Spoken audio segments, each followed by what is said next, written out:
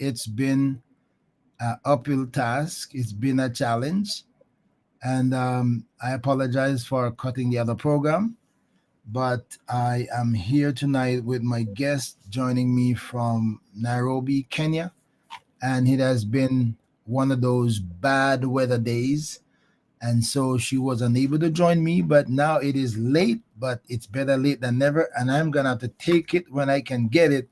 So I apologize for the late start and the cut of the other program, but coming from Nairobi, Kenya, you just never know what will happen. So I have with me tonight, I have with me on the program, Lilian Njue.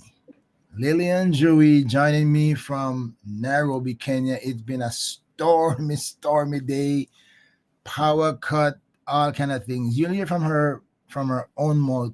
When I come back, I'm going to be talking to Lilian. So, my friends, thank you for joining me, and may God bless you as we go into this program tonight. It's going to be an interesting one. I promise you, it's going to be an interesting one.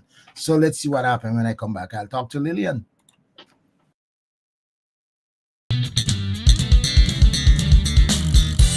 ORB Ministry presents Let's Talk with the Doc.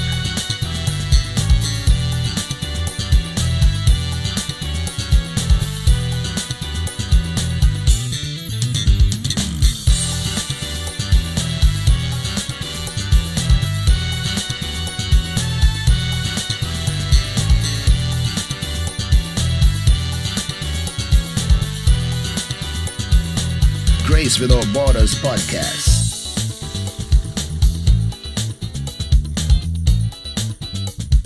A thought for you. Ask Pastor. And a whole lot more. You never know what's next or who will join the conversation.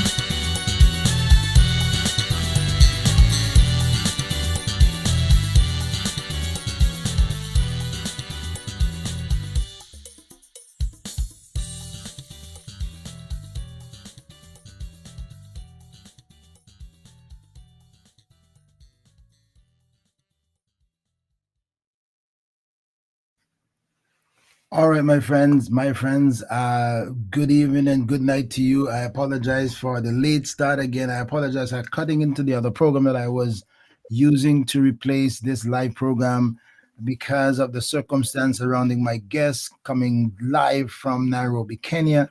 Then all these things happen, but I am glad that she's okay and can join me tonight. And I just have to take the opportunity when I get it. So let me say welcome, welcome, welcome to Lilian. Welcome to Let's Talk with the Doc. It's great to have you. Thank you so much, Bishop. I'm glad to have made it in the show with a lot of challenges, but I'm glad that we are finally live. I am grateful to be on this show. So tell me what today has been like before we get into your own story. Tell us what today has been like. What the day has been like Oh, for you today. goodness. East Africa, not only Kenya, is having a sweep of heavy downpour for the last 3 weeks. It's been, oh goodness, it has been heavy rains across Kenya, Nairobi, Kenya, East Tanzania, Uganda, Ethiopia. It's just those days that you don't want to imagine of. There have been instances of landslides, rivers bursting their banks and spilling over.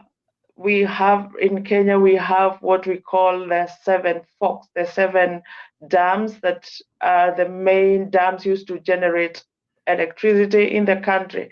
And all of them are full and busted their banks. So Wow.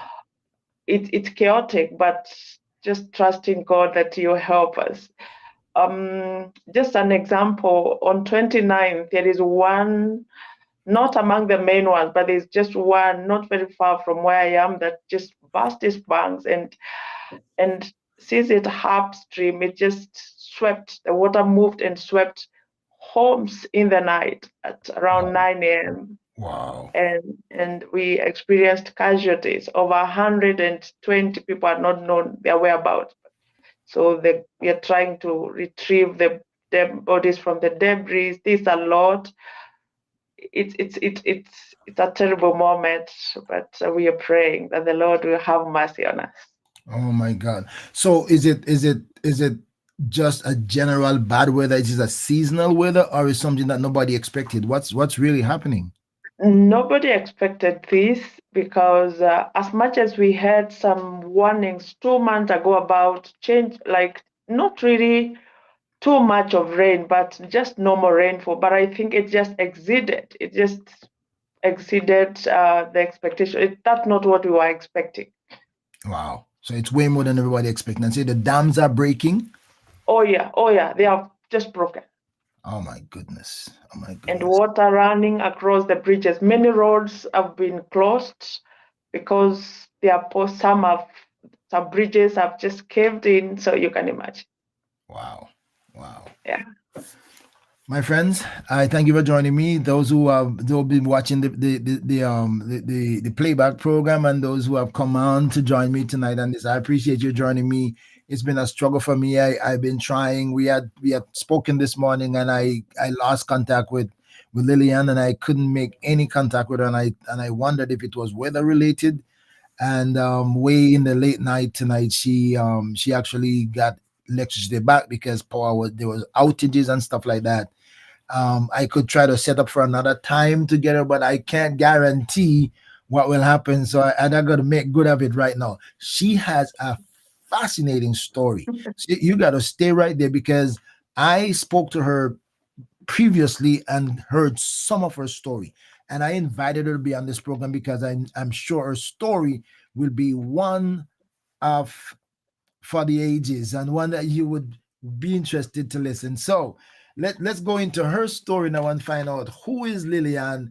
So give us an insight of who is Lilian, where were you born, siblings, what was it like when you were growing up, and give us a bit of your early background. Thank you, Bishop. Lilian is a mother of three. Is Before has Lilia, been before Lilia comes to a mother, we want to know okay. was born, like her Lilian early days, where she was born. Was it like growing up with? Do you have siblings? What it was like growing up, family dynamic, Oh, etc. thank you. Was born in Kenya. That is around 200 miles north of the capital.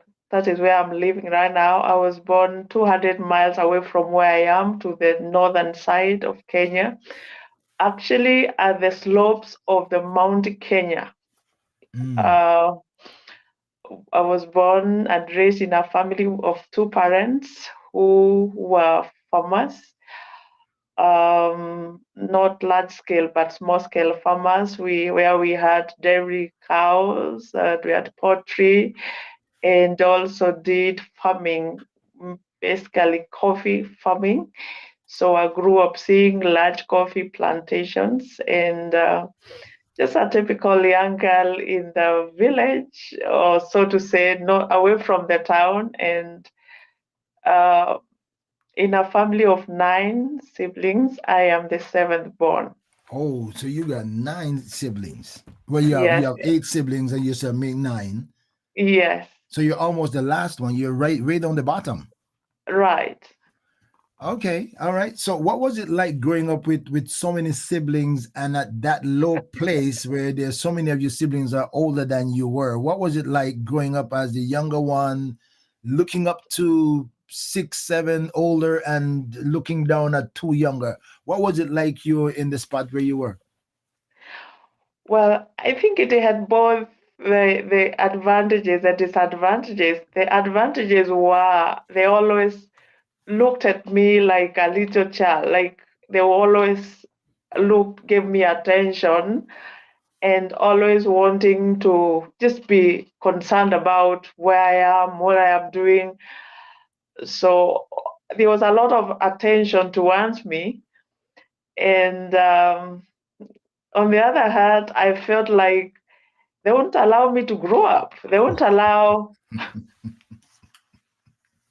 They won't allow me to be myself. They will not take my thoughts like really genuine. They're still thinking I'm still the baby. And inward me, I'm like, no, give me my space. Okay, all Yeah. right, all right, all right. So I'm sure eventually, if they didn't give it to you, you took it. Yes, I did. I think I never really became a child because I hated to be seen like a child. I really wanted to be like them. So I think I really grew really very fast in my thinking, in my doing things. I didn't have those little moment of like a baby kind of or childish. I really like jumped a few steps and I wanted to be like that. Okay, all right, okay, all right. So you try to push yourself ahead of your time. Right. Okay, so you can do what big brother, big sister were doing. Oh yeah, yeah, and Okay. that brought a lot of commotions. It's like when David went and found the big brothers at war and was like, "Who has allowed you to be here? I mean, you are not supposed to be here in the first place." But he told the men, "I'm here." All right. We got it. We got it. We got it. All right. What was it like when you were going to school, and what was your church life? Did you have a early church life? What was it like, church, school in the young days? Can you reflect on that? Remember anything about those? Oh yeah, I was. My parents were Anglican, and so we grew up in an Anglican church where my mom was more involved in church than my dad. And so she always encouraged us to be in church early. The Sunday school program ran, and that is what I loved most, the singing, the presentations in the church. It was my thing. So there was, I would say that they showed us the way of God. They took us to church, and we just grew up like a normal child in our days. Okay. All right. Yes, All right. yes. And then also church. And what was it like in school now?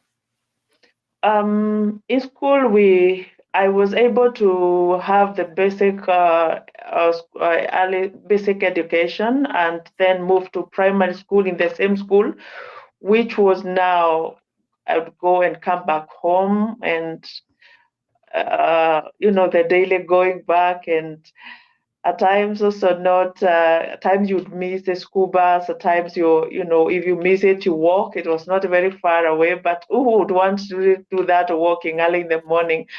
But there were those moments that at times we don't have a bus today, so we all of us walked toward the school, and at times it was fun. Now, what was it is that my dad was partly a primary school teacher, so he was Oh, equally very strict, and you couldn't be on the wrong. You had to match up because how can you misbehave and yet he's in the same school? okay. I understand that. I do understand that. So you were under pressure for Really, yeah, for behavioral reasons. You were under pressure because you have to live up to the teachers yes, standard and requirement and expectation. right. Because you're supposed to be that disciplined child. You must be a role model to the others. I hear you. I hear you. I hear you. Okay, so that means your father is a bright man because he's been a teacher, right? He's a teacher, and then you are the student. Were you ever in his class at any time? Oh yes, he taught me mathematics, the algebra, and he was tough man. And well, but I remember my elder sister didn't like that at all, and that made her hate mathematics up to date. But I loved, I think from maybe my personality, I like following instructions. If you tell me don't move a step, I will not. Okay. And I think I feel fulfilled in trying to follow what you say. I find a lot of joy in that. So, and that I think I got very well with my father because he always talked well about me. Although I think also it didn't go well with my siblings because I thought I was favored. Oh, okay. Okay. All right. Okay, so that's an interesting part of the story. Did they think you were so you were an obedient child? Yes, I maybe perhaps I feared being punished. Okay, all right, all right, So okay. so I had So to be in good books, okay, all right. So you behaved in order to protect yourself. right? Okay, and then because of good behavior, you were treated good because you had good behavior. Right. And now, as a result of that, your siblings thought you were favored. Oh yeah. What were their reaction to you when they did anybody try to do you something when your daddy wasn't looking because they thought you were favored? How did they respond or react to the thought that you may be favored? At times when those moments maybe we are home alone and the parents maybe they have gone somewhere, there are those moments they would say, oh, today you are today you are on your own. You're like or you come and report what we did to you. And I remember at some point they would call me like I am my parent pass, like that small pass you go hold. Okay, all right, okay, all right. I understand that. I understand that. I understand that we have the same culture. We have the same culture where I come from. I think we have the same kind of reaction back in Jamaica. When parents weren't there, we get a chance to squeeze you because we think you're a favorite. We understand. My friends, I'm talking to Lilian Njue. I said Yeah, Njue, Lilian Njue, and she's joining yeah, me live from Nairobi, Kenya.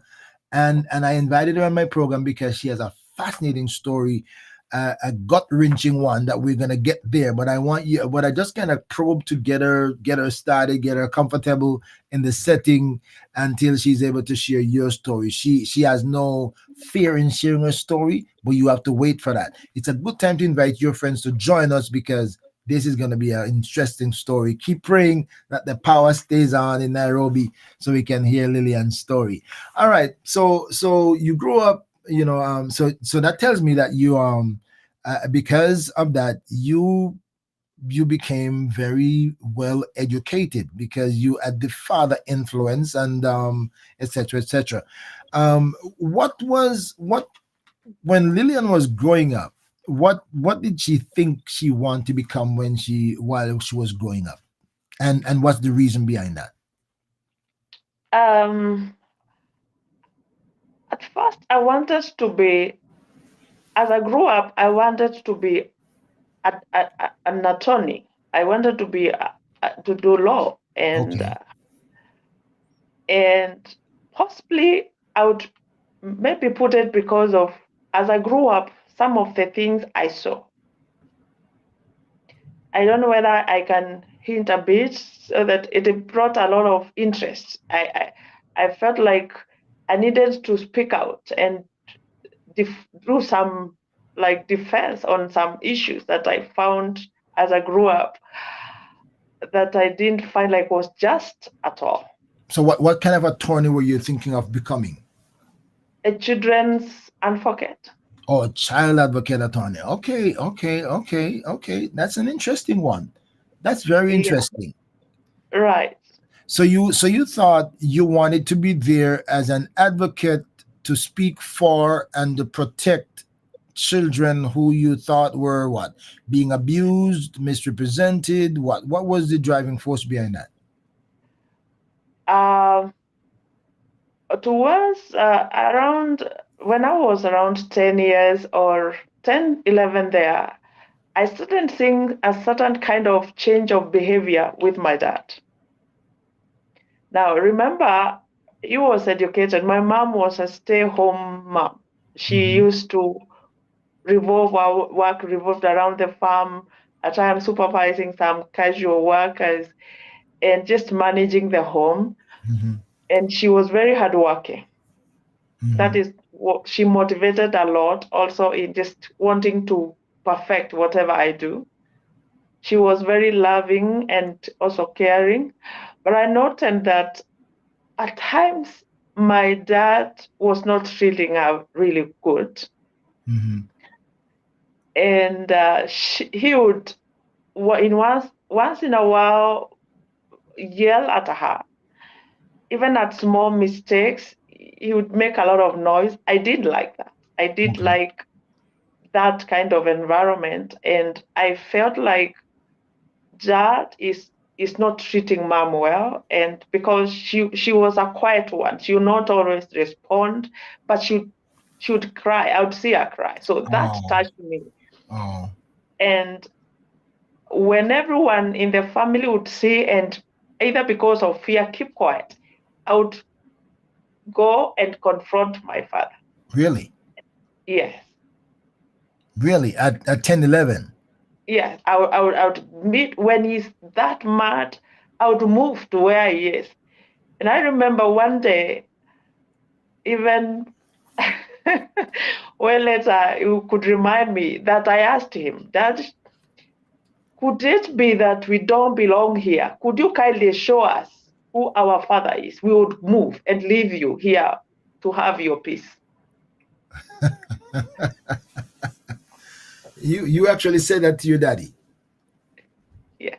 And so Wow. when he was about to spank me, I think he retreated back. He looked at me, and then he got hold of my hand. He took me to the living room and he just gave me a cup of coffee.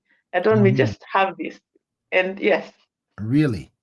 yeah, but I think that kept him thinking a lot. So you thought, you thinking now, looking back, that kind of pierced his heart. What do you think caused him to say?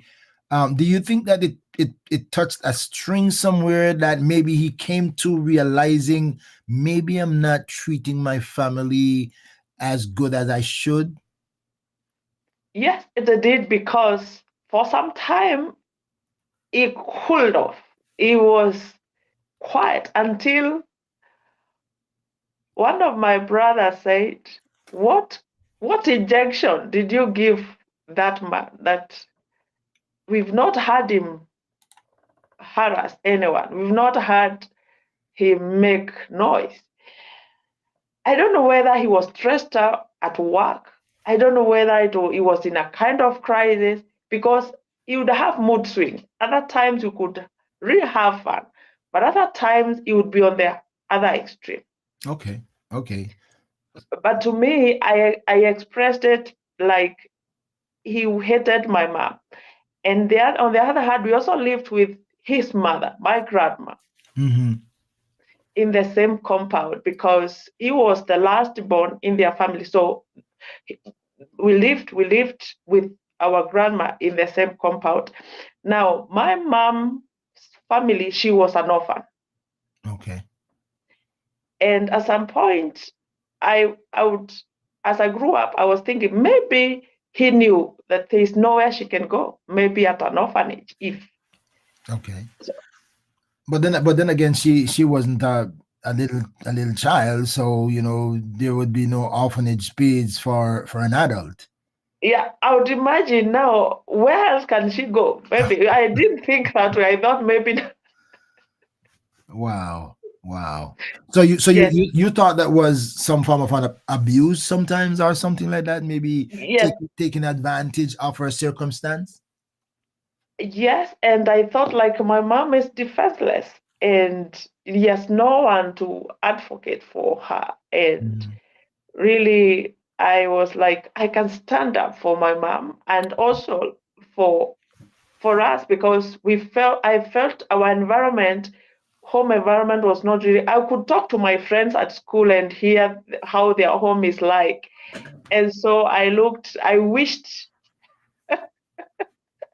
that I lived their home. Most of my friends they didn't have issues. So I wish maybe they could be. I don't know whether it was the real truth, but they painted that picture where they have a very good dad, and you know so they knew my dad even in school was a very strict man, and they were like, oh, we really pity you, because how is home like?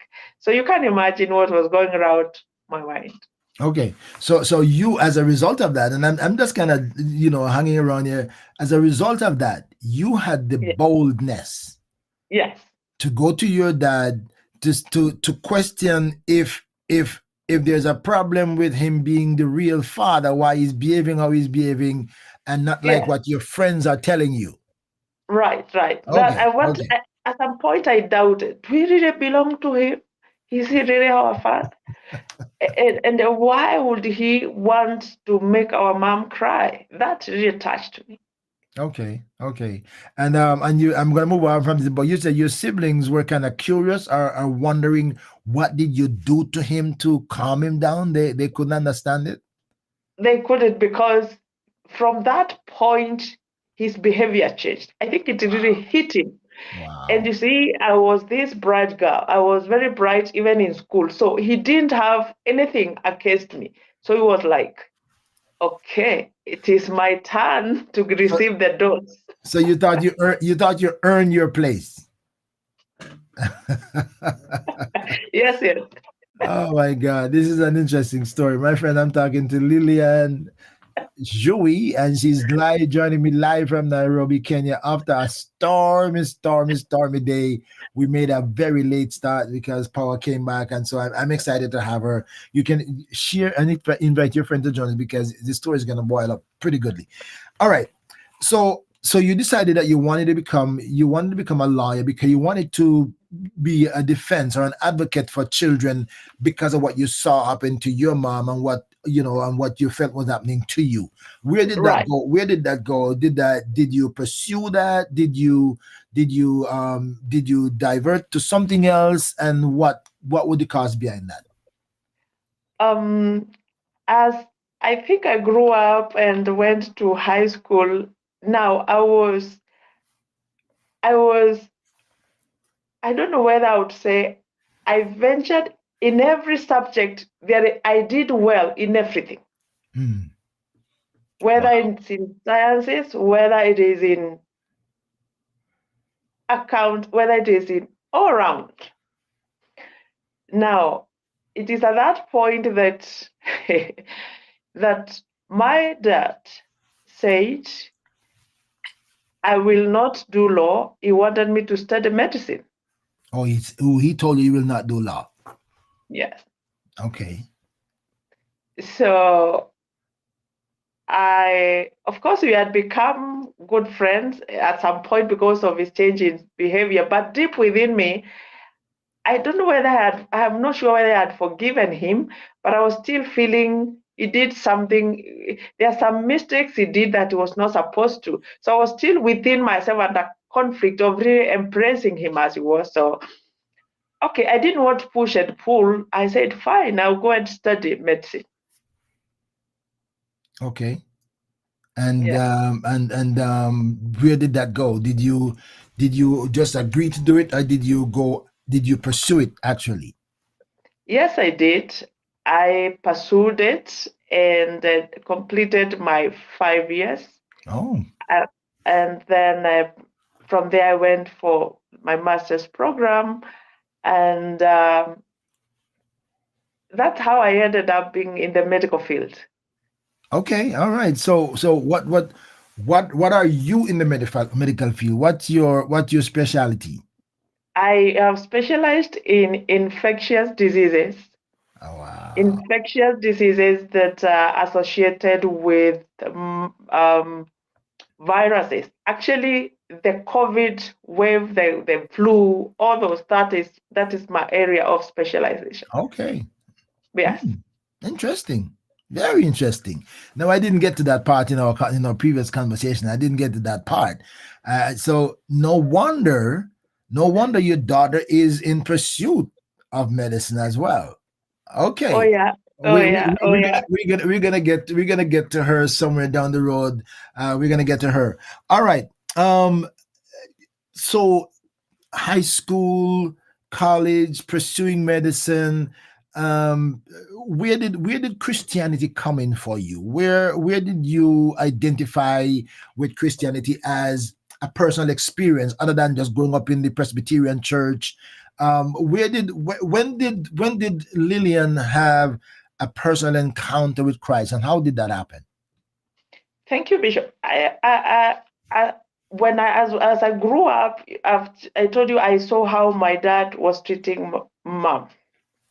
So at that early age of 10, 11, 12, I at some point I'd withdrawn kind of. I was feeling I was not okay. I started internalizing that personally.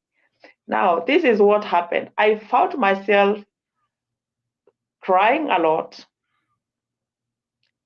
and that led me to withdraw and hide sometimes. Remember, we are having this coffee, lunch coffee plantation in our home. Mm-hmm, mm-hmm. And I would find over the weekend when we are not in school, I would run and hide in the deep in the coffee plantation. What would I go there to do? To cry and cry because I saw my mom unhappy. Again, I was protective to her. I didn't want also to cry in front of her so that she get offended more or cry more. So I would Wow. run away, cry, and come back. Wow. Until one time, I remember my dad saw me and he followed me. But I didn't know he was following up on me. Okay. So when I was deep there, I was kneeling. He found me kneeling deep in the coffee plantation. And what I had, he went back and he realized I was praying. Now, I think I started involving God in this matter, just telling God, please come and change. I know you are there and you're God. Just come and change our home. So that's how my relationship with God perhaps started. On my first year in junior high school, like in grade 9, I remember I prayed myself to salvation. Nobody, Wow. I remember shouting and telling God, I know Jesus is your son and he came to save us. Today, I allow him to come and save me, Wow. to cleanse me, so that when I am having him, he can also take over, like come and help us in this crisis.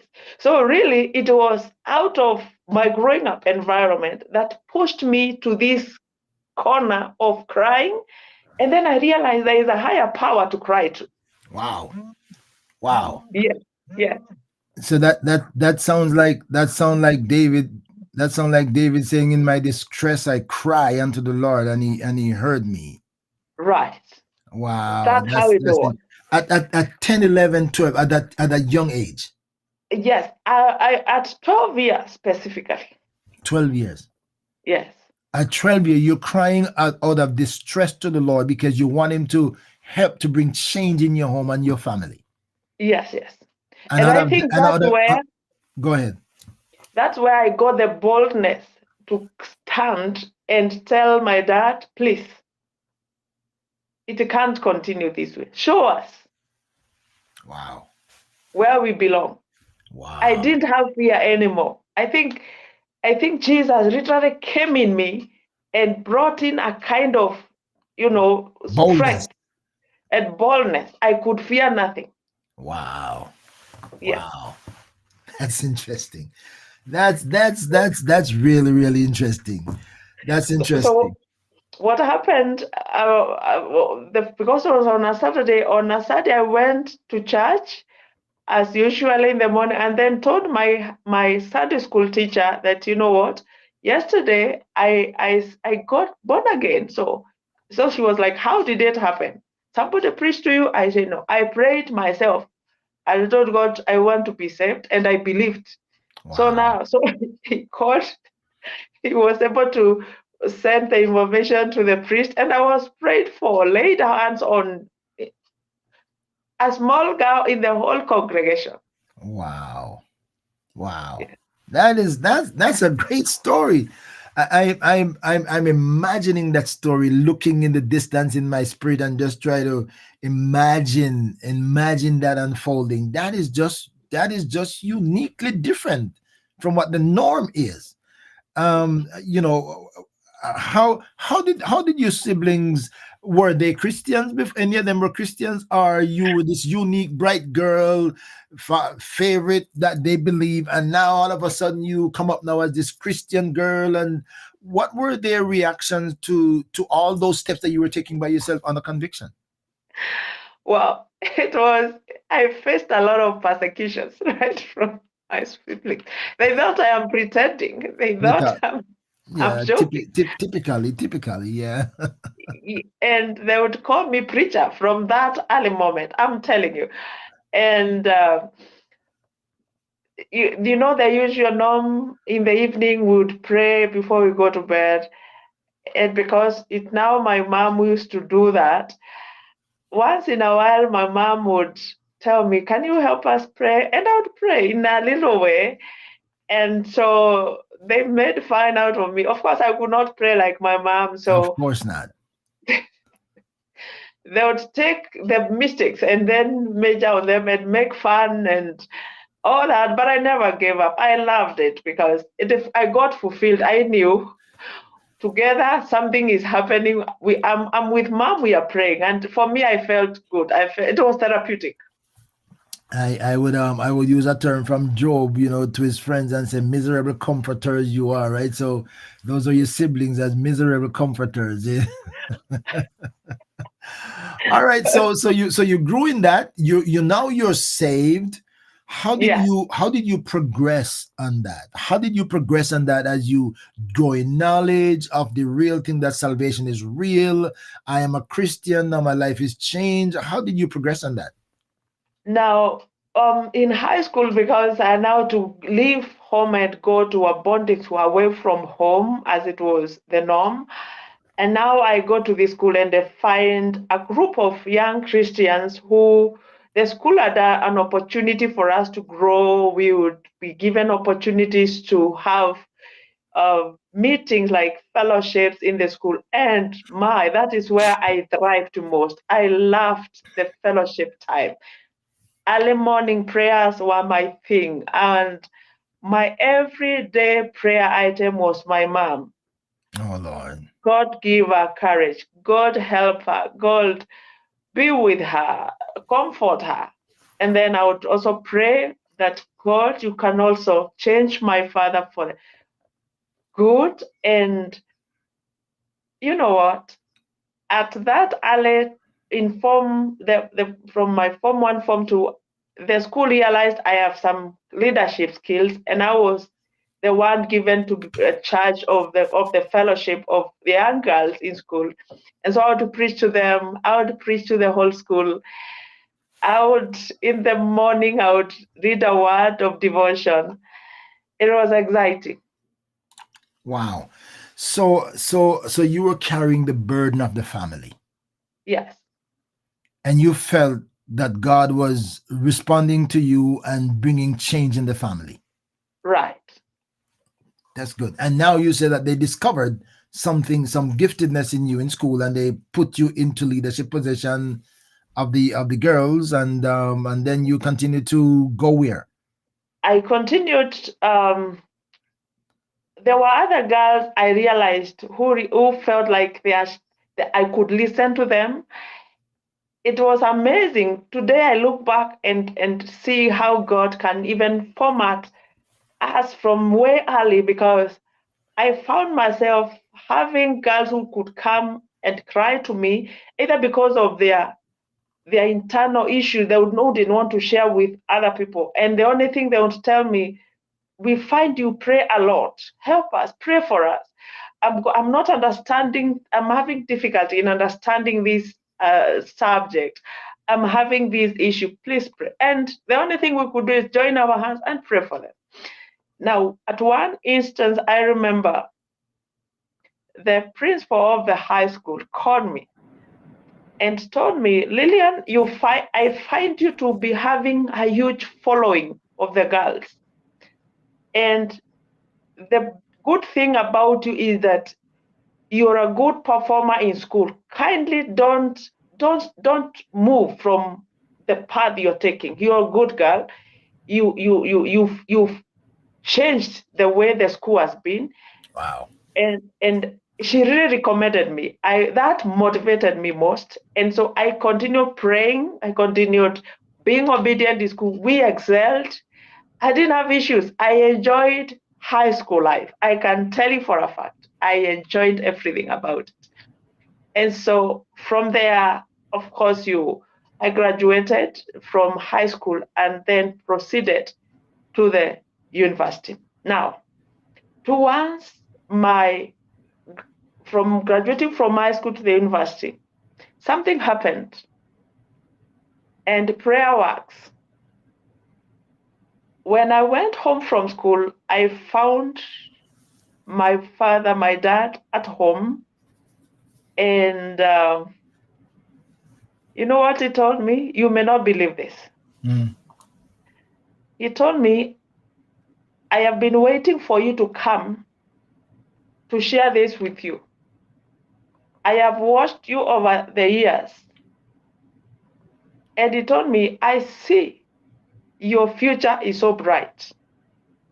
And I want to apologize Wow. for the things I did. They were not in line with what I was supposed to do as your dad. I hurt your mom. Wow.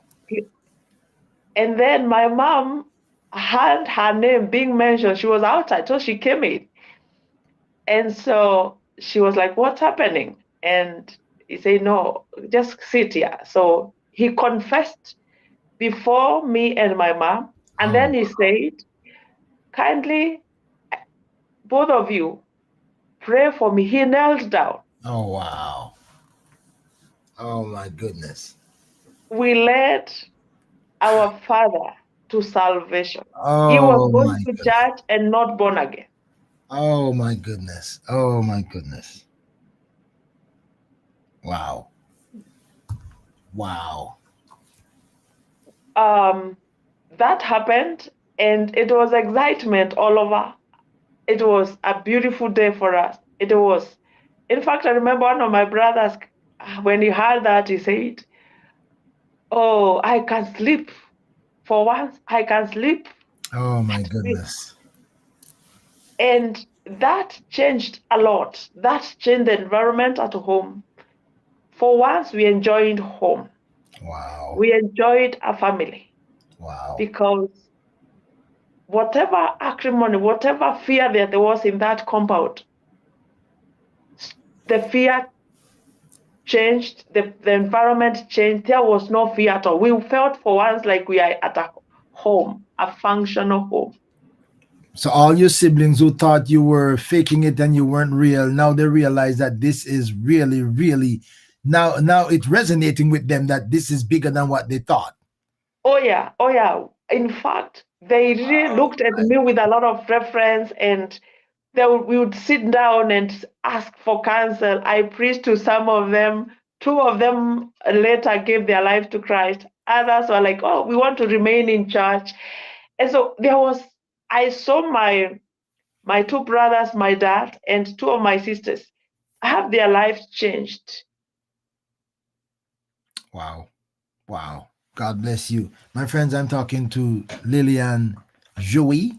I gotta get that, and she's Right. joining me live from Nairobi, Kenya. It's been a stormy day, and so we made a hour plus late start once you get power back and stuff like that. So I'm excited. I couldn't let it go by. I had to talk to her because we're in the early days of our story, and this is fascinating. And that's one of the reasons why I love to do this program, because the stories you hear, they are so unique, and this one just digs deep into my soul to know that God motivated, inspired you, and started to use you at that age of your own discovery of the family issues, and you took it up.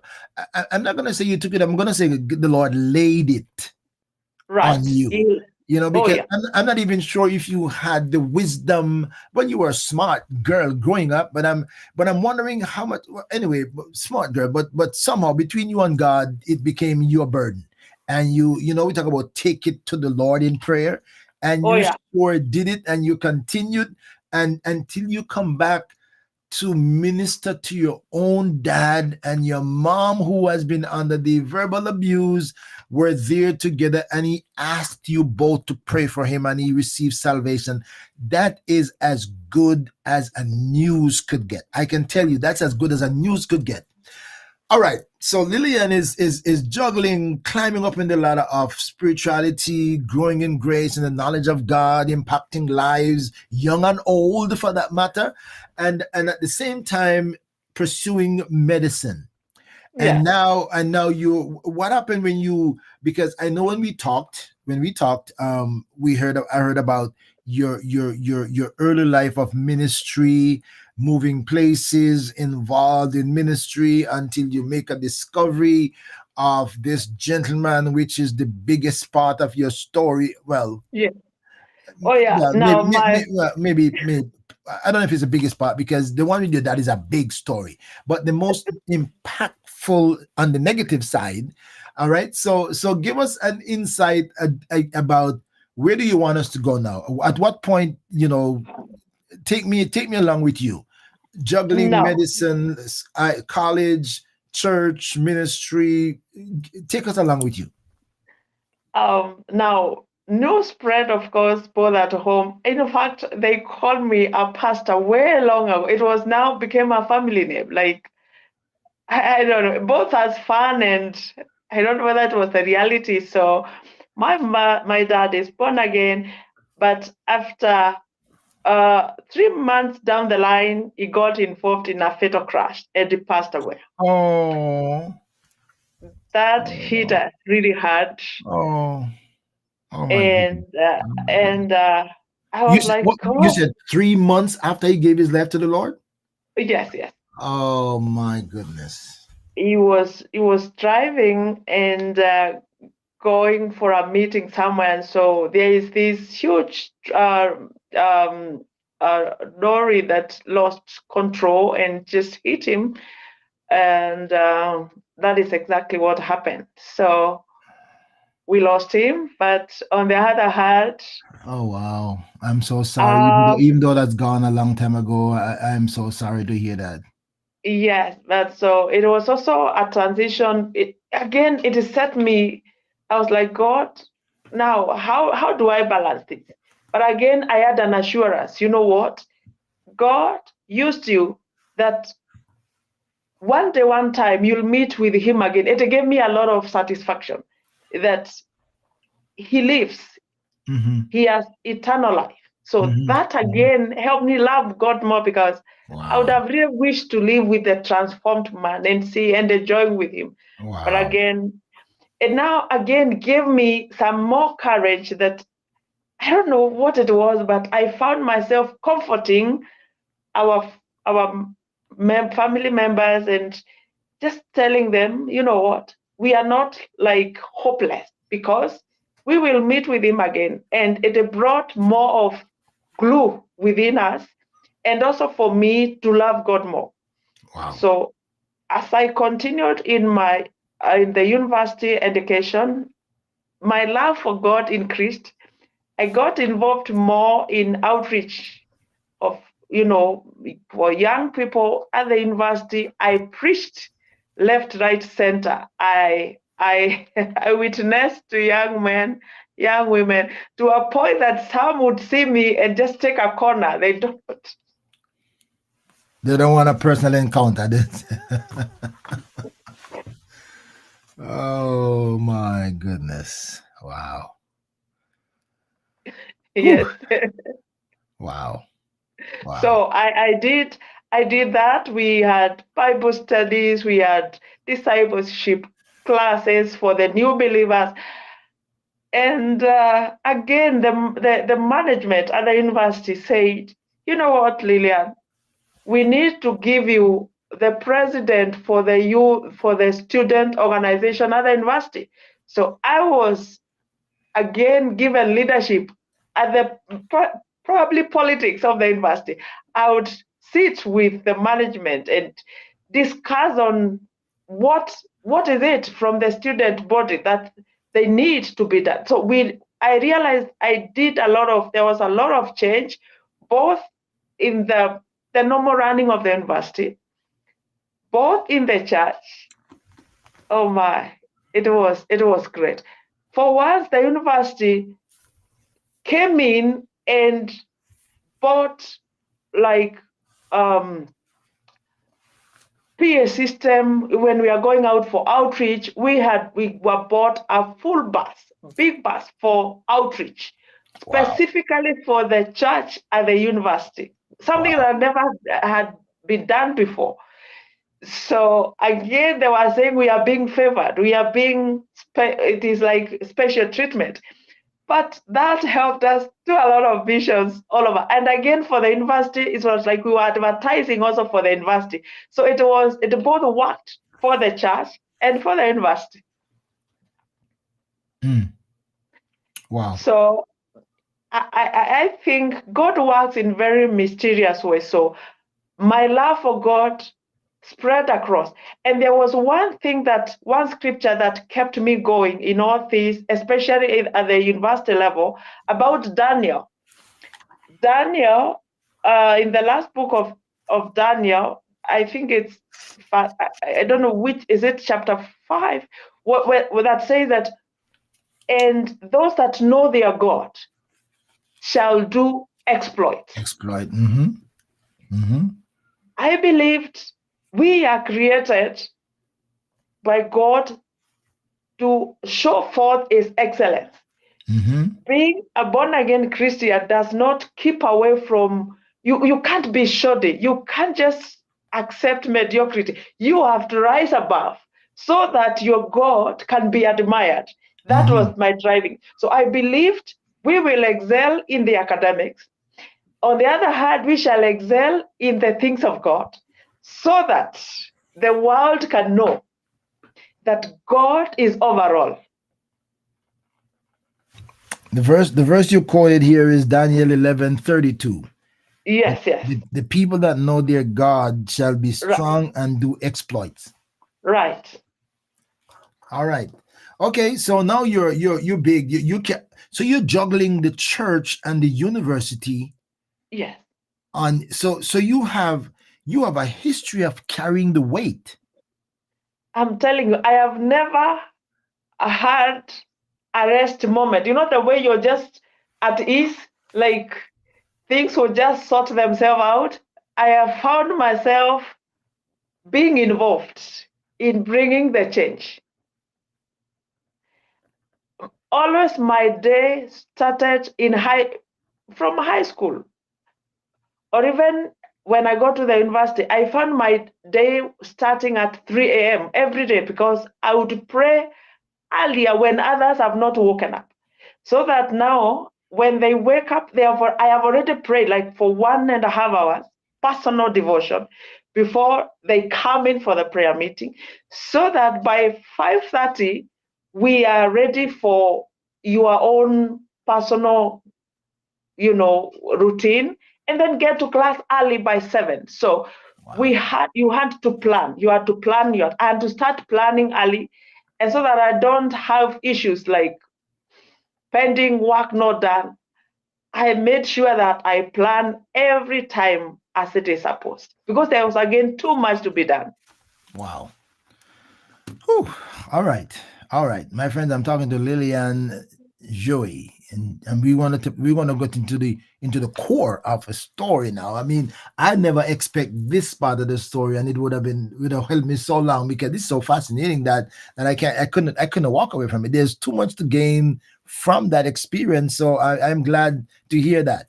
All right. So now you've been juggling both, you're climbing up the ladder, and now you have been discovered in the process of ministry. Right. Okay, so somebody, did you feel then, maybe you didn't even have time to think about it, that maybe I need a husband, somebody to be with me, to help me, did you feel any need or any want or any desire or any reason to think if I had somebody with me it would have make a difference? What was Lillian processing in that time, if anything, other than just glorifying God, carrying the college and the church? Now, there are two versions of that. One, I admired, you see, the way the Catholic nuns live. Oh, the cat. I forget you did say something like that. Go ahead. Go ahead and tell us that story. I was like, they're just devoted to serving God. That alone, according to me, was a kind of a sacrifice. Now, my thinking was, if now I took it a notch higher, I just live that kind of life, but now preach, not just confined somewhere, but perhaps be a missionary or just go there and reach out. Because I was like, maybe family could be a bit demanding and it hindered me from doing the much I wanted to do. That was at the subconscious. So Just in it case, did, just in case anybody missed what she said she admired the Catholic nuns, and she would kind of want to be a nun, but want to take it to another level. Not a nun to stay in a convent, but yeah, to be a nun out, sold out for Jesus, but on the road like a rogue Christian, but with a nun mentality. right.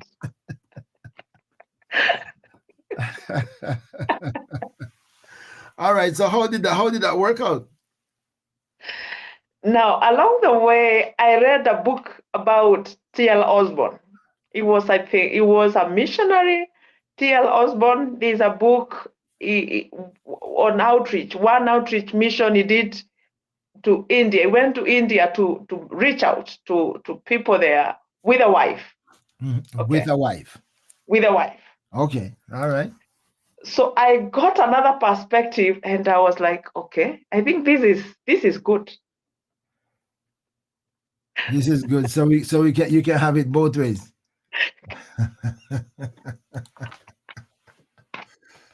Oh my good lord. Oh my good lord. So I started developing now a soft part for that Okay. because I saw, oh, this sounds, it's better. It's better than the non version. Okay. All right. All right. All right. All right. Oh my Oh goodness. goodness. So Oh wow. slowly by slowly, I think I started embracing that, and so I didn't have anyone in mind. I was just so busy for God. But as it would happen, as we are going out for missions, I met someone along the way. Now, this someone was 2 years ahead of me at the university. So he was studying engineering and I was studying medicine. So, but within the college, he had not shown any interest. We were just busy preaching. Hmm. And one time when he had left the university, he came back to preach to us.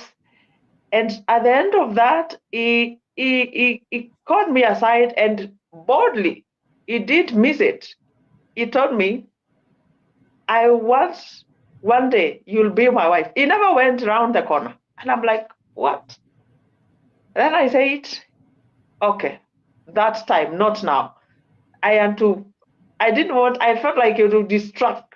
And being a leader, that you are like, everyone looks at how you behave. You're a Hmm. role model. So I was very cautious about my behavior. I thought maybe if I get into this, it would water down my reputation. I didn't know. I was both fearful and cautious. Hmm.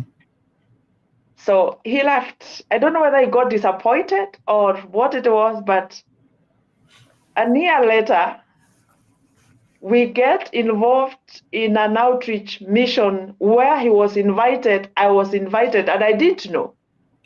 Okay. All right.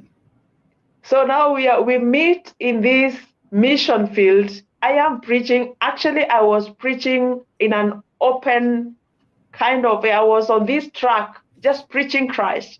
And then that is the day he arrived. So he found me on the microphone, just preaching and preaching. And after the outdoor meeting, we had to have an indoor meeting in the church that had invited us. And now he was him preaching in the night meeting. Okay. All right. So we now had to have our meals after that. And it is in the pastor's house, the one who had hosted us. He's the one who commented, "You two, you seem to be to know it, to know each other." And that he was learning from there that we actually we had a background. And then he said, "I think I see something beyond what you see." We didn't say nothing. He had not known. He was just making fun out of it. So guess what? At the end of that 1 week mission, he was bold enough and told me, did you make up your mind that we can start this? Because I believe you'll be my wife." Wow. You know, The rest, it's amazing to hear how this actually began. yes, And for those who don't know, because I have an insight into how it ended, it is sad to see it began with this excitement yes, yes, and almost like prophetic, and how it spiraled. But I'm not gonna get ahead of myself. um but we're gonna allow you to tell your story and share it with us, that all of us can learn that, even those who are on top line doing well for the Lord can run into dark places, can run into oh yeah, really dark places.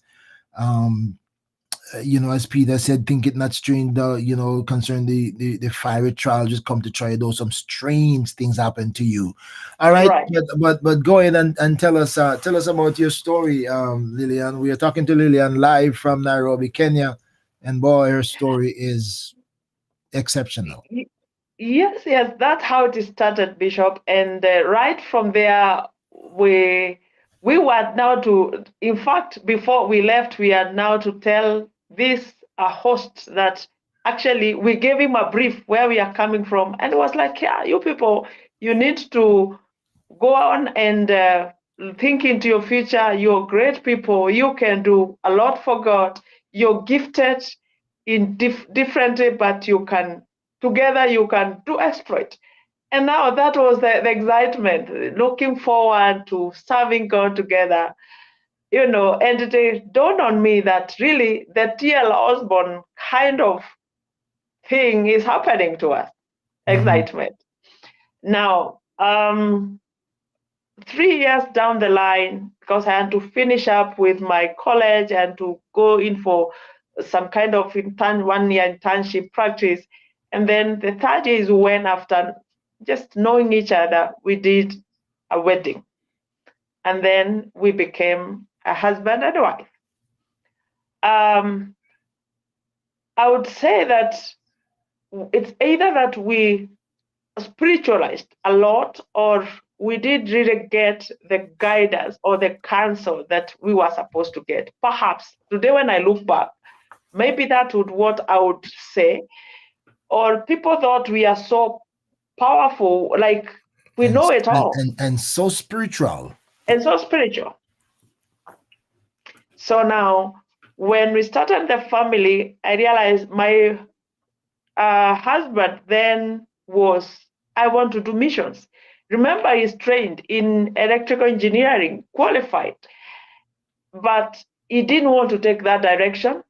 And during that time in our country, there was like a wave of where men, even who are working, would resign and go to full time ministry to preach.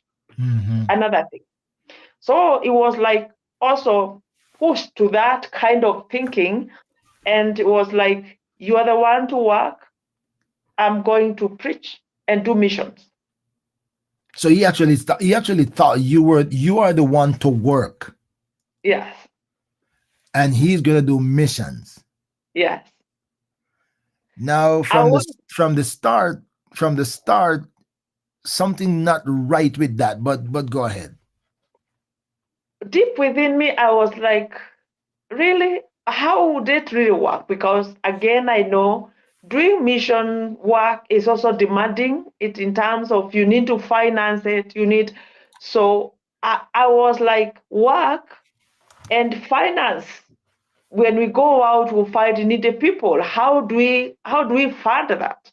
We are not at a funding from a church setup. My thinking was work and be spent in ministry. Use your resources to for the kingdom. That was my thinking. Hmm. Him was a different way of thinking, and because of the submissive wife kind of thing, I didn't want to bring it on board. Least, remember, his peers and most of his friends, a few, were on that way of thinking. So if I brought it out, I would also look like the odd one out. But I'm curious. I'm curious about the culture. I'm curious about the culture in Africa, Kenya, where you're yeah, from. yeah. What's the culture of marriage relationship? What's the culture, male, female? Is it a male dominated system? Is that a female's subordinate kind of thing? Or is there a balance between both? Does the wife has a say that she can say, okay, this is not gonna happen, or does she just like, what's the culture? The culture has been the man says,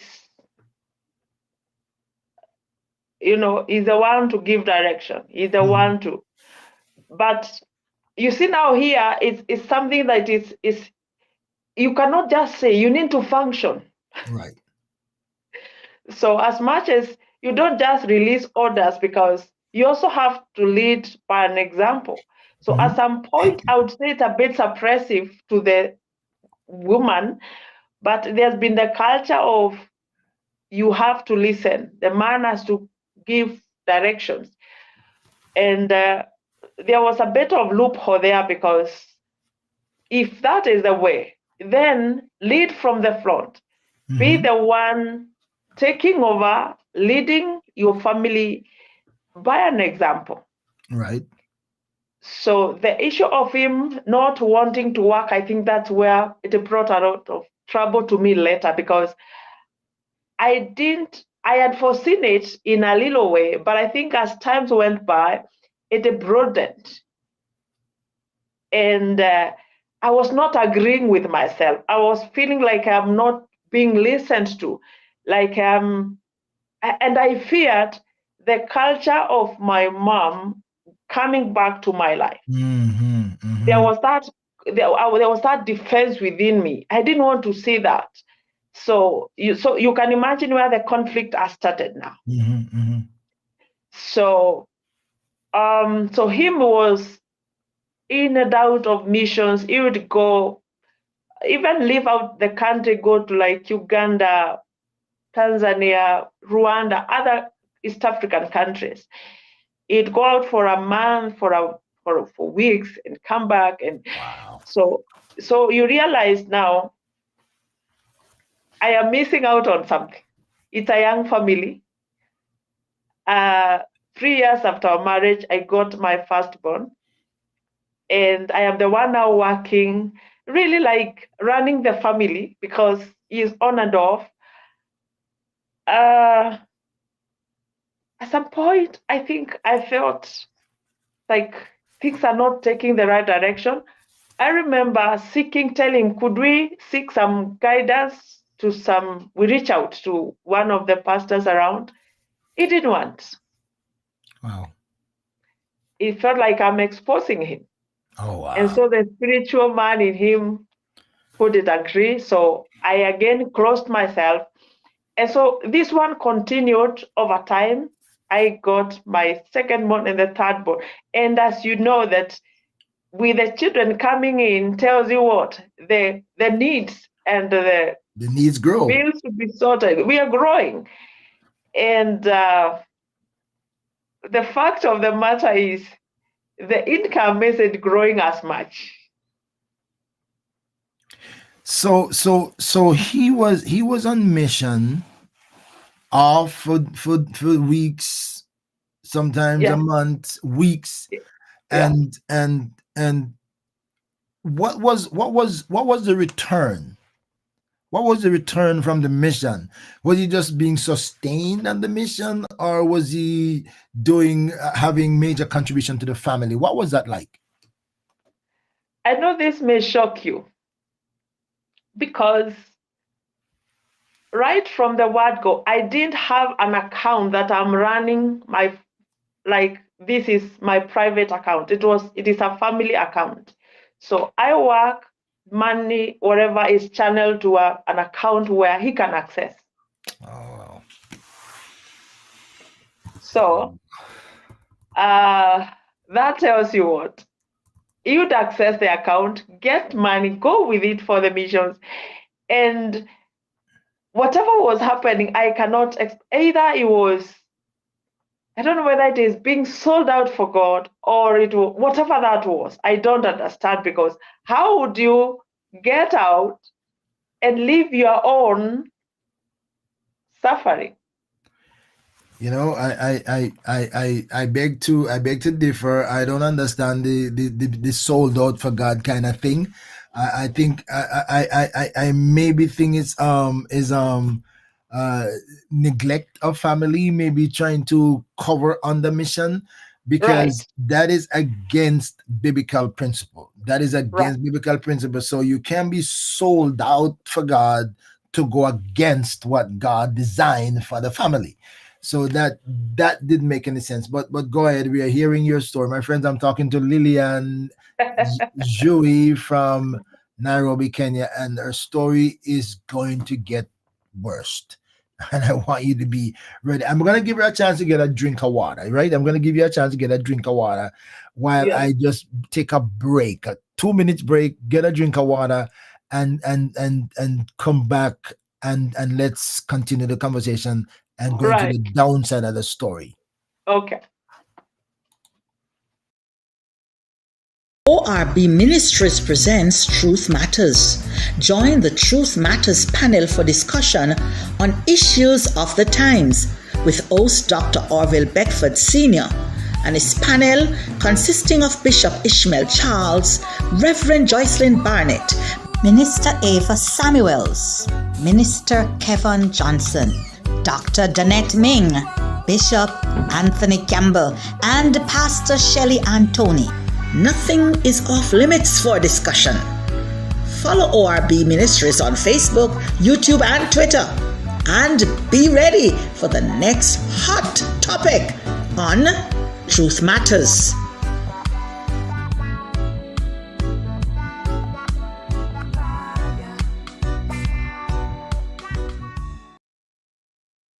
This is the book they've been talking about. The 7 churches of Asia Minor, or the 7 churches in Revelation. If you want to know about the letters that Jesus sent to these churches, you gotta get yourself a copy of this book. Scan the QR code to get an ebook or a paperback, and then you can find out a lot more about these churches and the letters Jesus sent to them.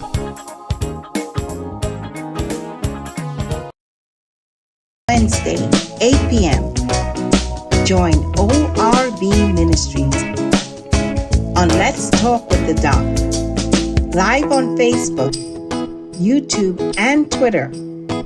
There is a story, something to encourage and inspire you. You may even have a life-changing experience. You never know what's next or who will join the conversation. Stay connected. Subscribe to ORB Ministries YouTube channel. Follow on Facebook, Instagram, and Twitter.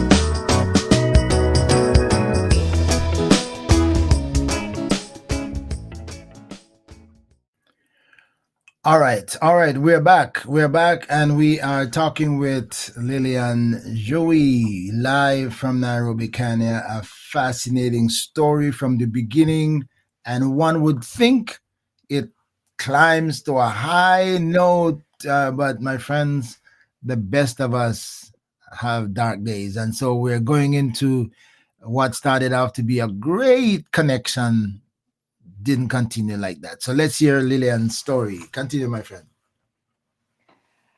Well, it caught me lost somewhere equally, because the excitement I had, the picture of us going out, both of us reaching out.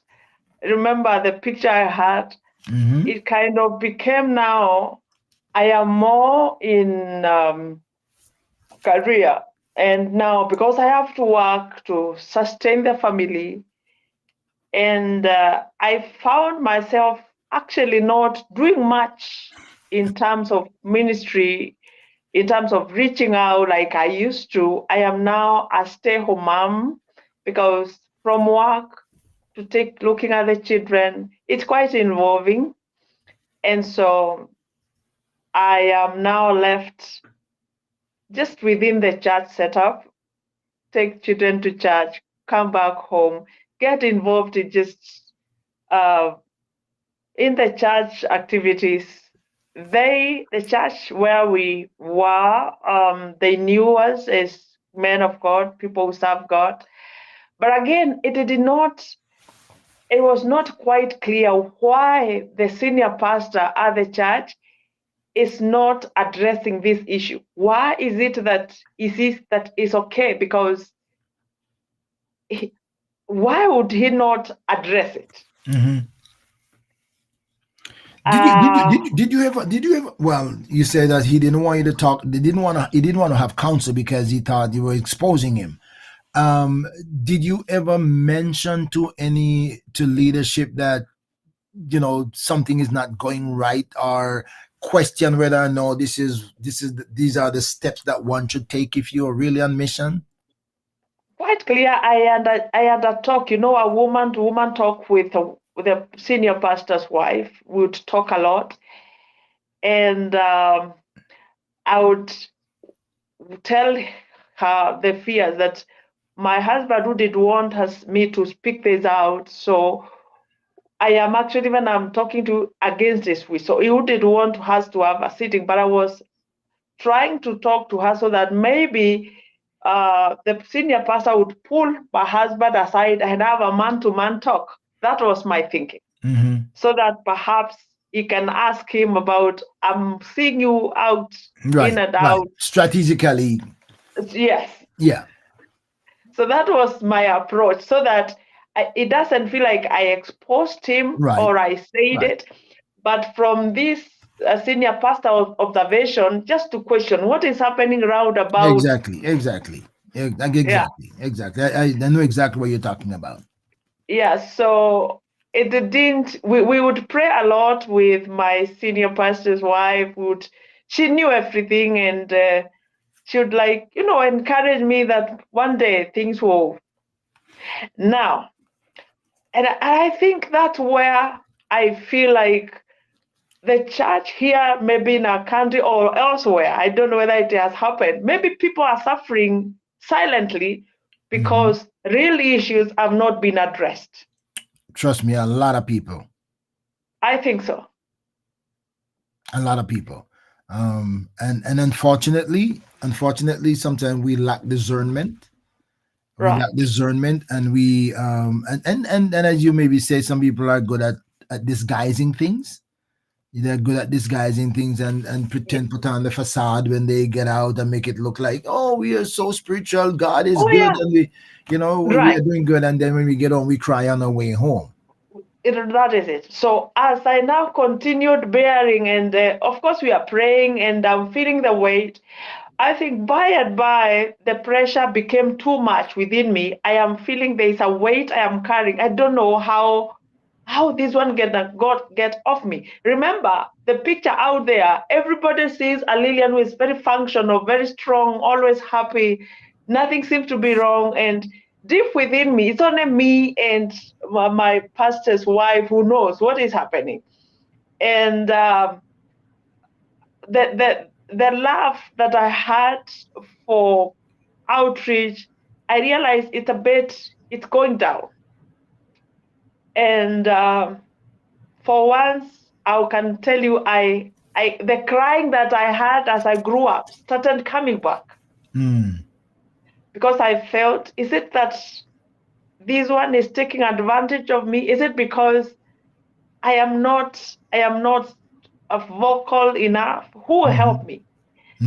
And everybody seems, the picture out there is that we are doing quite well, but the truth is we are not. So I continued that way until now. This is where the camel's back broke. Remember, I have felt like someone is not treating me well. Remember that my grew up experience. Now Right. I have started now seeing it in another perspective. And so within me, I'm growing a kind of attitude that, oh, I may end up that way.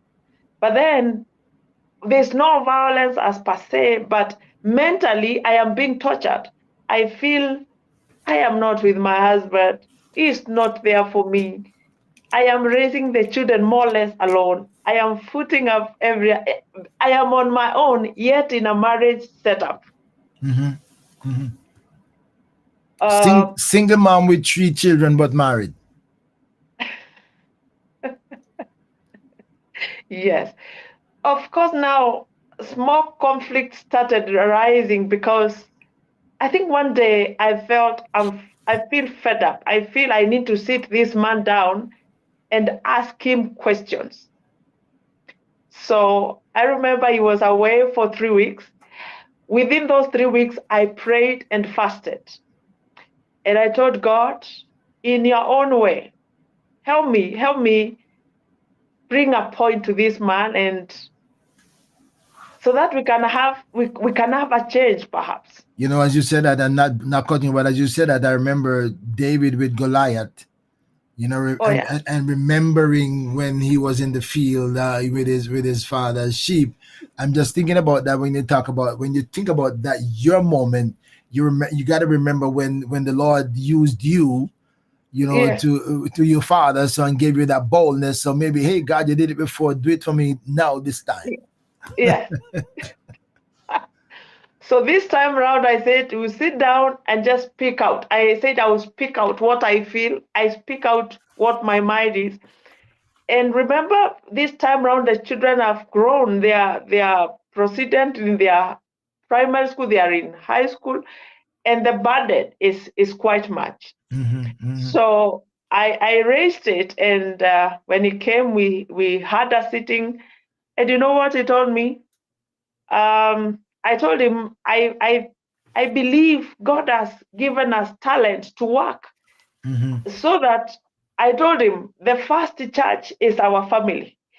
If we cannot nurture this church in the way that God expects, then I think we are missing it. He said, I am disrespectful to him. Really? Yes, he said, now that I'm not so actively, he thought I've become not spiritual. Now I am losing my faith. That was what was used to hit me back. He couldn't listen. You were just using this spiritual thing as a covering? Right. This husband, authority, spiritual missionary, as a covering, irresponsible father, irresponsible husband, but I have some justification in doing that. Oh yeah. So because I realized we are getting into a heated argument. Again, I didn't want, because I have a history of seeing argument when I grew up. I didn't want this experience to my children. So quickly I backed off and I said, it's okay. I leave it at that. But within me, I'm like, this is not what I want. So I left him. In fact, I let go. I told him, as you want to do, as you wish, fine. Go wherever you want to go. You find us home. That was it. But you know what? It was not a problem solved at all. It was the beginning of more troubles mentally for me. I would feel not okay. I would feel withdrawn and quiet. And my spiritual life was not okay also. I as years went by, my first daughter has finished high school. Now she is going to the university. Is when, now it was like 2 years down the line. One day he came home and told me, you know what?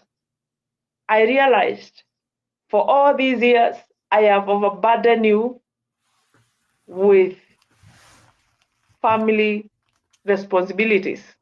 I said, aha, could be a dawn for another morning. So I was keen to listen what has changed. And then he said, I request you to forgive me. This, my father's way plays. I don't know why I was trying to see this in him. I don't know whether it was also a weakness. And I'm like, that's how he also came back to himself. And then he told me, I have lost a lot in terms of practicing what I trained. So I am thinking of perhaps I can do business in line with what I was trained. I am in electrical engineering. I can get into business of, getting electrical items and stuff. I can go out, get the items and bring them back to the country, and maybe that was his way of thinking, and sell around. And I asked him, what about your preaching? He looked at me and told me, leave it to me. Because I was like, yes. So I don't know whether he was so much hit that he saw the failure in him or what was happening. I did not really clearly understand. And so we did not take the discussion further. I was like, so how do you want to go about it? He told me there was some money, of course, in the account. He is seeing whatever is coming in. As much as I would not ask him whether he has money or not, it was not within me to ask him. No. So did you see any deposit in the account other than what came from your work? I could lie. Or on the contrary, did you see money moving from the account that you thought would have been more, but when you check it is less? So my question is, was he drawing from the account for himself while you were working? Oh, absolutely. He said the money is for the missions. He has to serve God. So there was more of the account reducing than increasing. Oh my God. I've not in my marriage, I don't know how. I've never been given, like, you'd give your wife, go and spend this, or no, I don't know that kind of lifestyle. I don't know how it happens. Wow. I don't know. I have no idea. Wow. All right. So conscience. We're going to assume that conscience hit him somewhere. Right.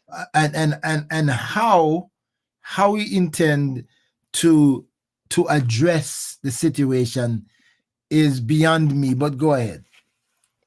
Initially, I thought, wow, there could be a turnaround, and so somewhere I thought perhaps he could be having some money somewhere. Now that you need to fund this, that was my thinking. Maybe he could be having some finances. So he said, there's some money.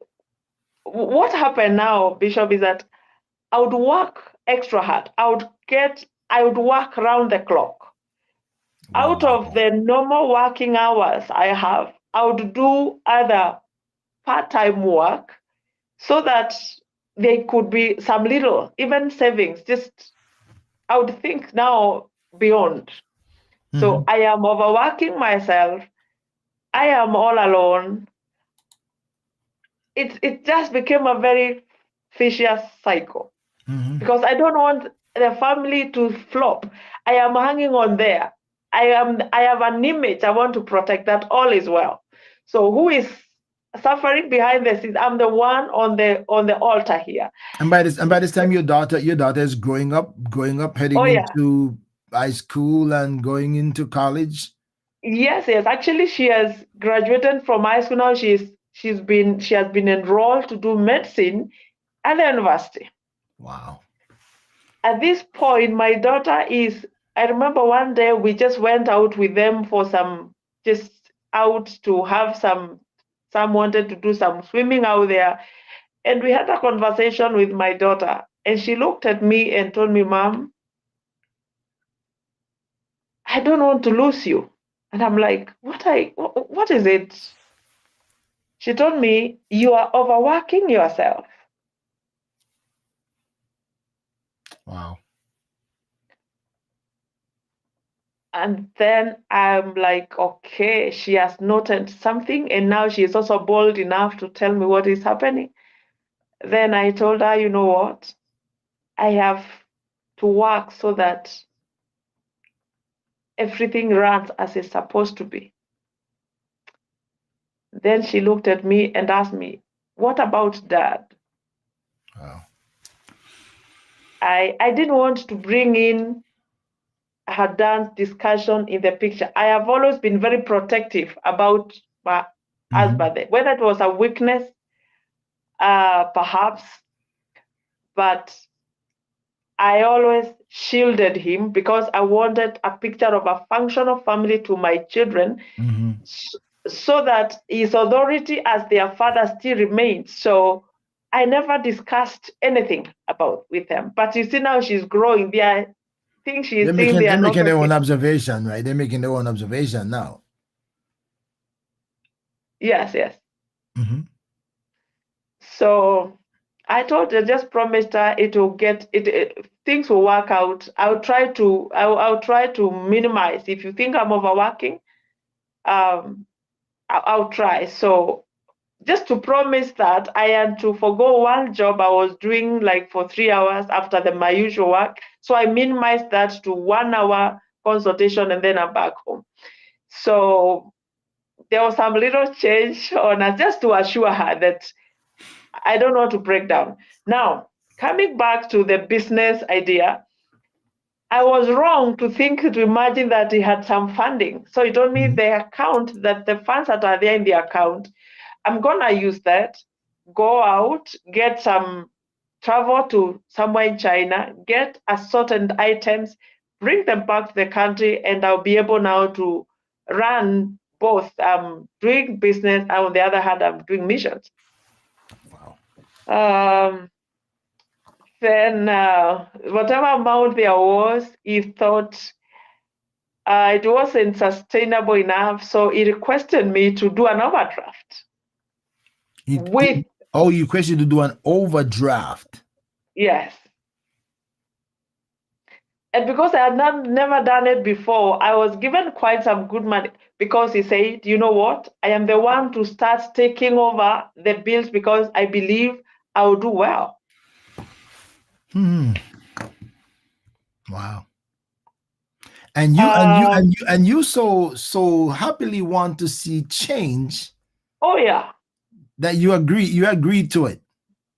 I agree to it because this is what I've been yearning for. I've been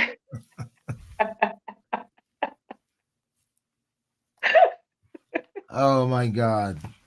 Wow. So to me, from one side, it could be a prayer answered. And anyway, I would also want to encourage him so that he would say that he had an idea, perhaps I'm the one who shot it down. So I find myself again on another path. I hear you.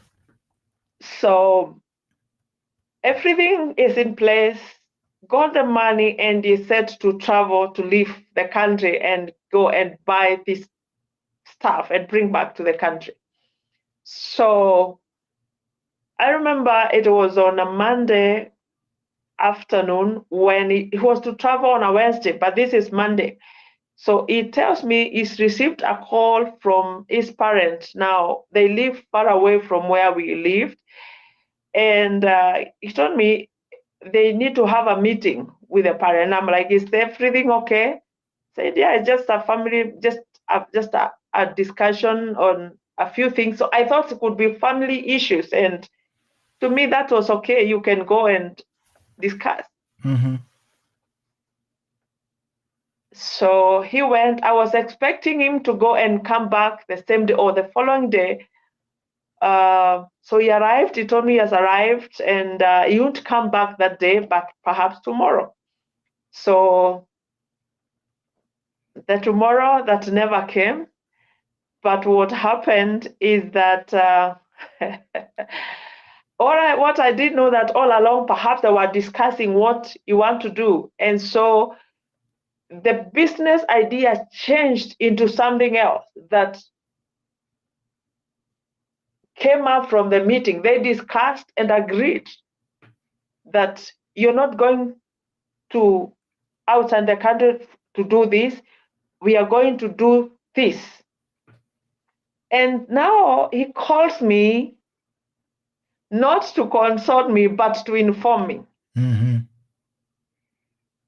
that this is what they have agreed. And I'm like, are you okay? I mean, that's all that quickly? How? I have all those questions.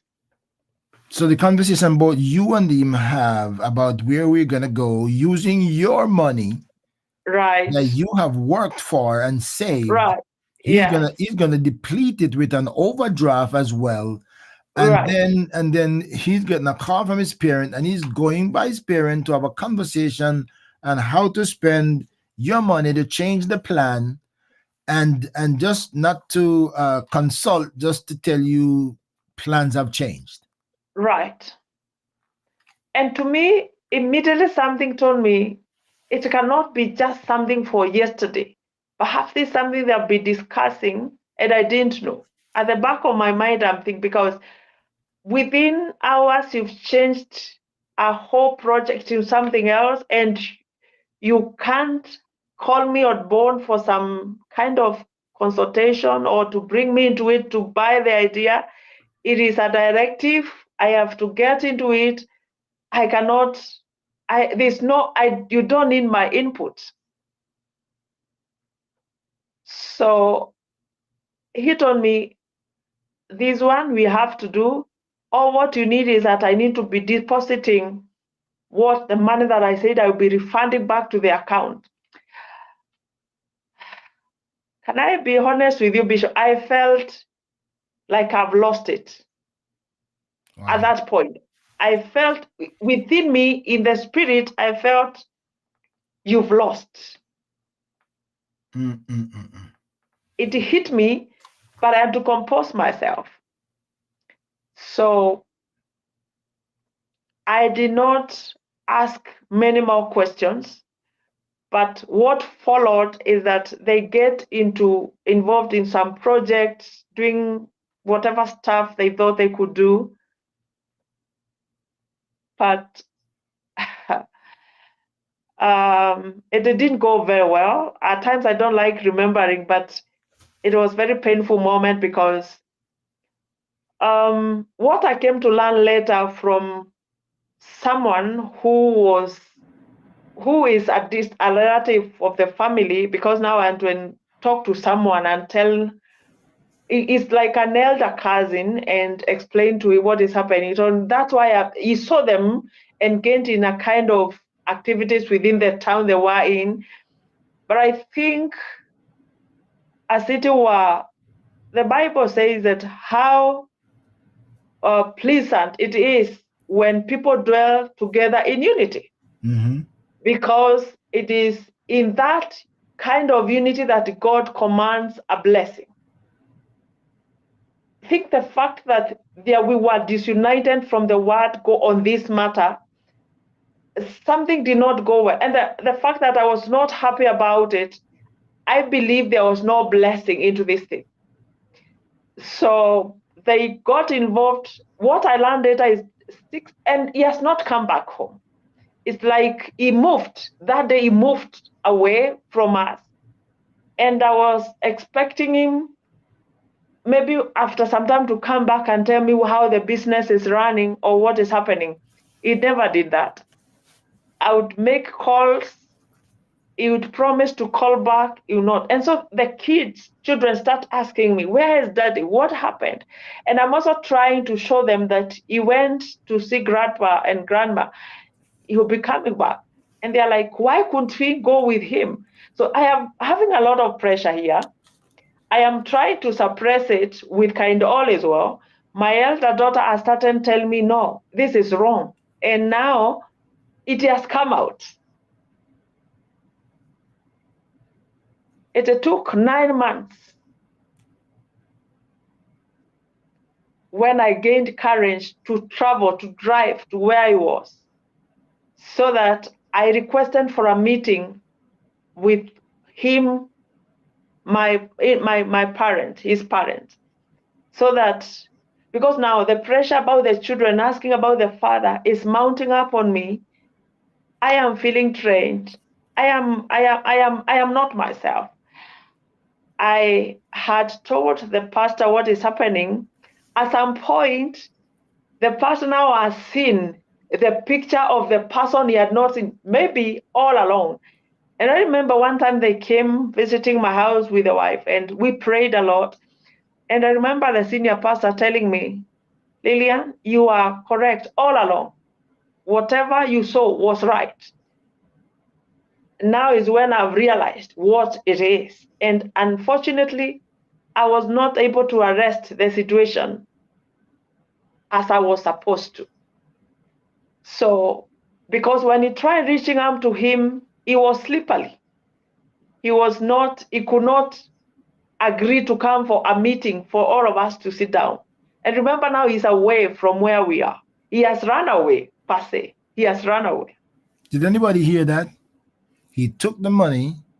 Yes. He planned to do a business. The business fell through, or they changed plan with his parents. That Yes. means, number one, he did not leave mother and father and cleave to his wife. He was still his mother's boy, listening to his parents and not consulting and communicating and planning with his wife. Now it seemed like the business fell through and the money is gone, and he followed the money. He has not come back home in 9 months. Yes. So I set myself to drive and just again going to seek hearing some audience, so that now how do we manage this? You've not come home, you've not remitted the funds that you'd said. I am on my own. I have this huge gap that has been left, and all that goes around in running a family. And so they were aware that I'm going. And so I finally get there. We have a meeting with his mom and dad, the four of us. And it was a meeting I'll never forget. We start talking from around 10 a.m. all the way to around 5 p.m. And I am trying to give them the journey. To them, especially for once, I saw my father-in-law, his father is done, look at me and like, I think the notion he had is like, whatever money was meant for the business was the son's funds. But I had all the records from my bank statement and everything and show them what happened. And at some point, the meeting split into two. Like the dad is kind of reasoning with me and asking him some questions. But then the mother intercepts quickly and tells him that even him, now my father-in-law, when he was working, when he worked and moved different parts of the country, the mother raised the sons while the father was away. Are you getting that kind of narrative? So she doesn't see any reason or anything unusual for me to be raising up the children when the father is away. Okay. But again, my father-in-law says, this is different because I never left you with an empty account. There was always money you'd use to take care of the bill. Mm-hmm. But then she says that the money in the family accounts is the family money. So she was kind of protective. She didn't want. She was like pampering him, kind of. Mm-hmm. And I realized the man, my father-in-law, has been silent, so we are there. And so I was asked, what exactly do you want? I said, whether the business did not pick up or the money got low, whatever happened, I'm not interested. What I want is that we need him back home because he's still the father of my children. He's still my husband. We need him. We need him back. And God, who can always open other doors to give us money, is not out of options. Come back home so that we move on with the family. Now, this statement that came after my presenting my case, after a lot of discussions, I think is what closed that chapter, because my mother-in-law, his mother, stood up and said, told me, Lilian, this is my son. This is my son. He is going nowhere.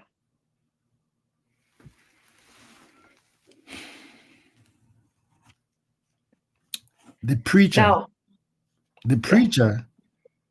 the husband, the missionary, the father, the biblical student didn't have the Genesis principle of what a husband and a father's responsibility should be.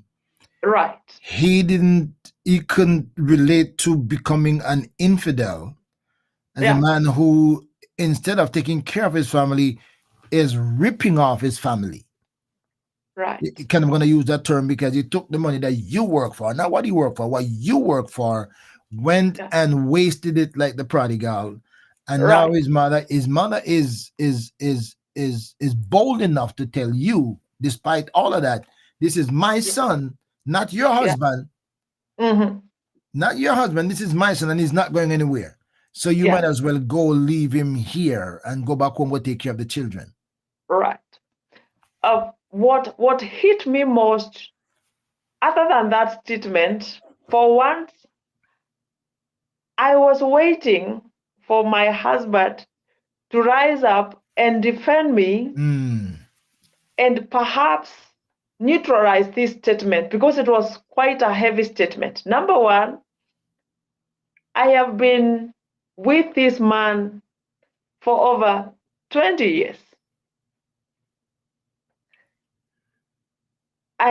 We did a church wedding. I mean, there was nothing like, it was open. Wow. I have his 3 children. We have 3 children with him. And having said that, I was waiting for my husband to rise up and say that this is my wife, that I may have done the mistakes or whatever may have happened, but she belongs to me. He said nothing. Wow. He kept quiet. And that's how that meeting ended. When everybody went quiet, I could not respond to them. I could say nothing. I just told them, it is late, it's almost 7 p.m. I have to travel, I have to drive like 250 miles away from where we are. And I just told them, God bless you. Thank you. I took my car keys, left them in the house, got myself out and drove. That is a journey. I don't know how I navigated the road in the night. I can't. At times I look back. That journey back, I think at some point, maybe God sent his angels to carry me through, because Did you it drive? was alone. Did you drive all the way home? Yes, I did. Wow. Yes, without you just drove home 200 plus I miles drove home for 5 hours. I was on the road. after all of that day Yes, yes, and the emotional stress and the yeah, weight of that yes, going home knowing that your husband is not coming back home because he's listening to his mom, yes, knowing that you're going to be going home with the three children by yourself, yes. and knowing that all your savings I've gone, have been depleted, literally wasted. wasted. And your children, especially your first child, is now in college Yes, at where the university. expenses, you have already been going through health issues because of the emotional stress of handling it all by yourself. Yeah, I know you drove all the way 5 hours back home by yourself. yes, I did. You are a superwoman. It must have been God. It can't be human. Wow. Wow. Wow. I don't even want to live that in my imagination, let alone do it physically. See, God. God bless you. God bless you. God bless you. Whew. Okay, you made it home. Thank God you made it I, home. Angel watched over you. Angel guided you, kept you awake, steered you along. God got you covered. You made it home. I remember the following morning, I had to go to work because I didn't have out of work for that day. So I had to wake up.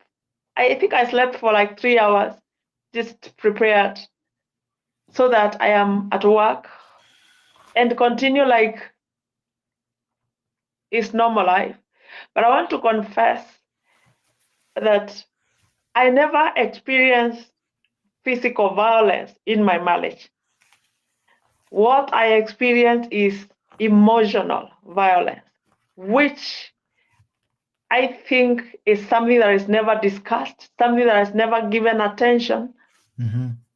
and it is worse than cancer. It is bad. It is deadly because you are wasting away while you are in the midst of the people.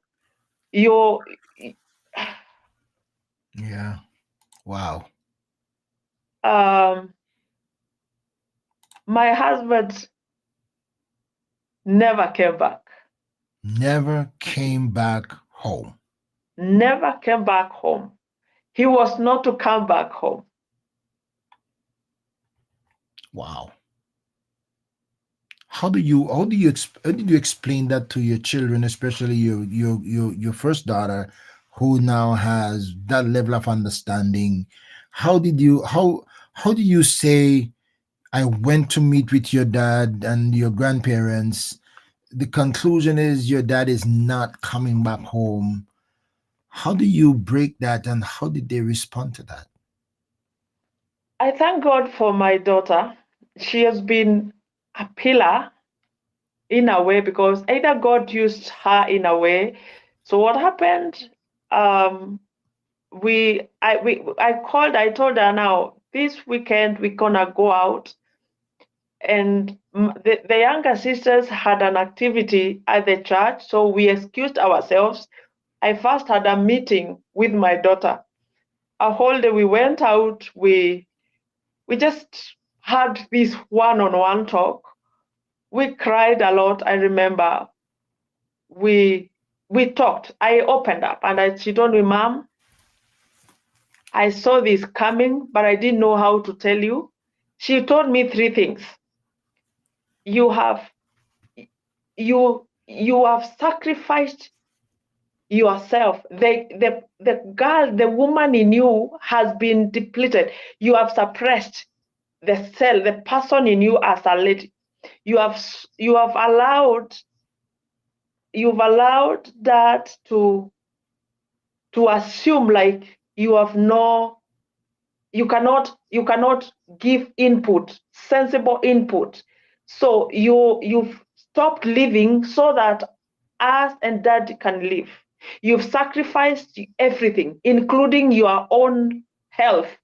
You have worked so much so that we are comfortable. and it is not right. So you need to let go, because if this is not taken care of, you'll go down and you leave us. She was that hard on me. Wow. And she told me, for the sake of myself and my little sisters, kindly would you tell God to help you forget that? Because if you continue holding on it, even us will not make it. So for our sake, I beg you, if you can manage, seek clinical counseling, get a counselor, let her walk you through, but I'll be able to get my sisters on board. So I think for me, that was she came to me like a counselor herself. She did not break down as I feared. So of course we had our breaking point moment. We cried a lot, we mourned a lot, but again we had to put our hands together and see that now we have to stand up for her little sisters. And so I started having counseling sessions and some support from my senior pastor's wife. We've walked a journey with her and praying a lot. Eventually, my young daughters who are in high school, the middle one was a bit affected because she is now the lawyer in the family. She's the one who took over. She told me, I will not do medicine like my sister. I want to stand up. You remember my law interest. And one time she did a write-up. She did a write-up that we've actually kept in one of the drawers. How Dad neglected us. We found it where she had hidden it with the elder sister. And we decided we want to put it aside. I would not destroy it, but she had narrated. I didn't know she was noting that he used to travel a lot. He was not home. She missed to be taken out like her classmates. I'm the only one who went for functions in school. And that disturbed her a lot. Wow. You know what? Listen, this story is riveting. I don't think anybody, people, maybe only one person is making some occasional comment because I think people are trying to digest it. Yeah. We started late because of all the circumstances surrounding your being able to make connection. Yes. I am just wondering because I want your story to be aired. And I know there's much more left to come. And we are at the 2 hour point. Yes. Can you promise me to come back and pick it up from Definitely, here? I will, Bishop. At your invitation, I promise to come back. I want you to promise me to come back, and I want to put it on my calendar. Next week I'll be out. Can you come back on May 15th? May 15th. That's okay. Same time. May 15th, same time. That's okay. I want you to take a note of where we are. Right. Because I'd like to hear more about your daughter's lawyer intent, taking notes and writing down things about her experience, what it meant to her, how it's affecting her. We want to hear about your daughter who is going to finish up in medicine sometime soon. And then, of course, I want everybody to hear about the marriage story. I want everybody to hear about the marriage story. That part of the story, I want everybody to hear. And I don't think it's 11:30 coming up in New York where I am, 11:30 at night. And my friends, we're just about doing 2 hours, but we started about an hour and a half late, Right. because of storm in Kenya, where my guest is located. So we're not going for all the time from 8 until now, but we started late. But I couldn't not have her on because she finally get electricity that she could have called, and say I could do it. I want you to hear the rest of the story, and I don't want you to lose your night's rest, my friends. So I want to ask Lilian to come back for part 2 on May 15th. And I hope you mark your calendar, Oh because yeah. not you, Lilian, I'm talking to the rest of them, that you would mark your calendar, because you're gonna have to hear the marriage story ending of that story. I'm just telling you, you have to hear that, because this is out of this world strange and weird. But I'm just want you to come back and listen. Lilian,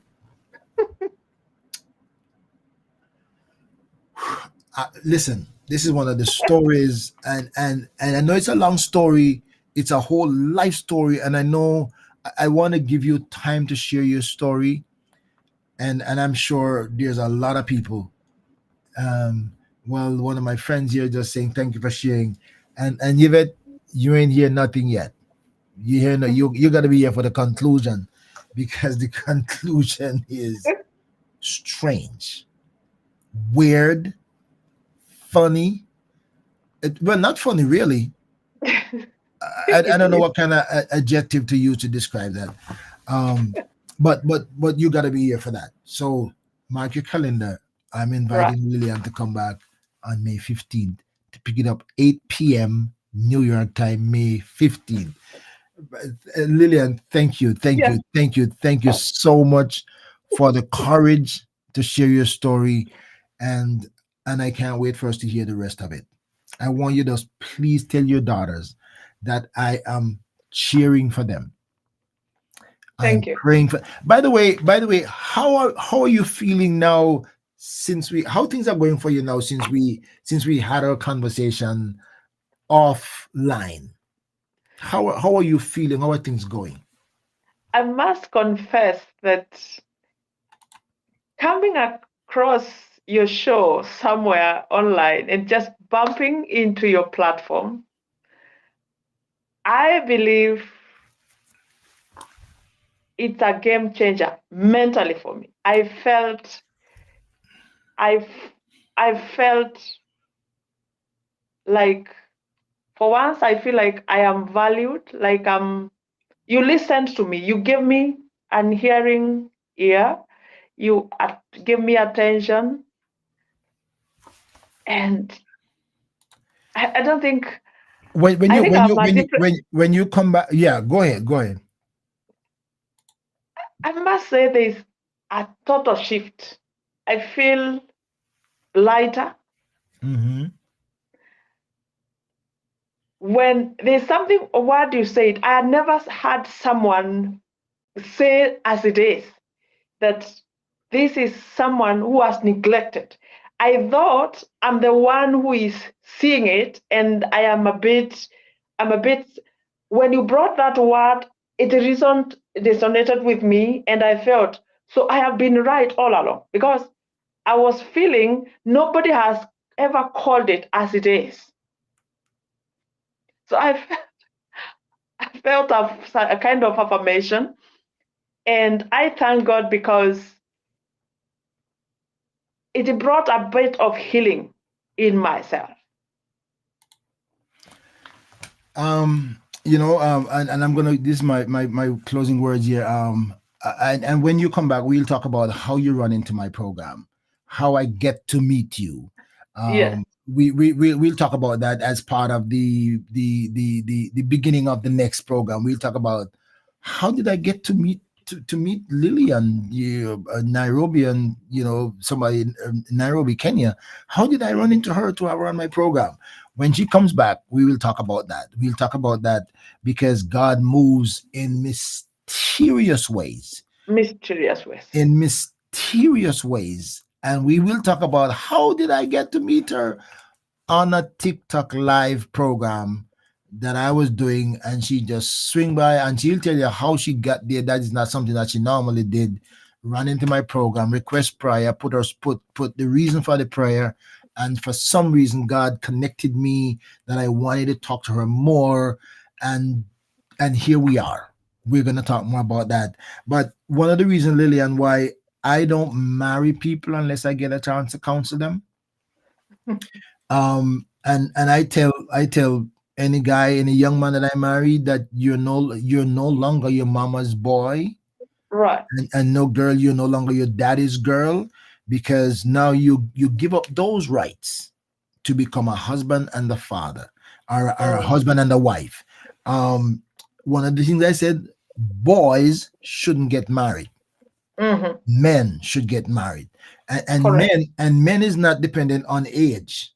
Mm. Men and boys not age, because you have some young men, some young real men who are ready for marriage, and you have some big old men who are not ready for marriage. And I think your unfortunate, if I could say, Yeah. unfortunate husband was not a man ready for marriage, and No, he he has wasn't. not lived up to it from the beginning to the end, Yeah. which is very unfortunate. Who's saying that he is a representation of Christ with biblical foundation, that Mm. doesn't go well from a biblical standpoint. But my friends, this is Lilian's story, and mark your calendars. We're going to continue it on May 15th, God's willing. God forbid something has happened. I want to Thank thank you for joining me, Lilian. I thank God that it breaks the weather, although it kept up very well because we went on without glitches. So that is a blessing. I thank you for sharing this time with me. My friends, I thank you for watching. Thank you for following. Please subscribe to my YouTube channel. Please share this with your friends and let them listen and prepare them for part 2, because God's willing, we're going to continue part 2. What's your last word if you want to say before we bid you Godspeed tonight? I am so glad and delighted to have come to your show, Bishop. I am blessed. I feel energized, and even sharing my story, I feel I'm not as ashamed about it. But on the other hand, I know that God does not change irrespective of what a man may lie, the Bible says, but God remains faithful. Amen. So that did not make me question about God and his faithfulness. I still have a relationship with God that cannot be shaken, cannot be moved, irrespective of the challenges I'm facing right now. My fellowship with God is still intact, and I am blessed that I got to know God at quite an early age, and my foundation in Him started that at that early time. So I am blessed by the grace of God. And even when I come next time, I will also share with you how God delivered me last December after rolling after a car crash. I'm also a living testimony, Bishop. I did not mention that to you. Wow. Put your jotting your note down. Jotting your note down what you want to talk about, because I can't wait to hear it. I can't wait to hear about you having to dispose of your car. We didn't talk about that, right? We have to dispose of your car to keep up with things. So take note of that. We're gonna continue the conversation, my friends. Thank you. Incredible story. Stay right there until we come back. We're gonna go off online like how we came off. All Or we right. came on. So stay right there. My friends, thank you for joining me. Thank you for staying up for the late night. It is extremely late, I understand, but we started late. So God bless you. If you started listening late, please go back and listen to the beginning of the story and listen how God used her from her childhood days to bring her own father to salvation. That's the good part of the story. You gotta listen it. God bless you. Have a good night, my friends. I will see you again on another Let's Talk with the Doc, Wednesdays at 8 p.m. Eastern Time. Until then, peace and blessings be with you. Stay connected. Well, thank you for checking in on ORB Ministries. I trust that you will share with your friends, subscribe, hit the bell for notification, and stay tuned, because you never know what's next or who will join the conversation.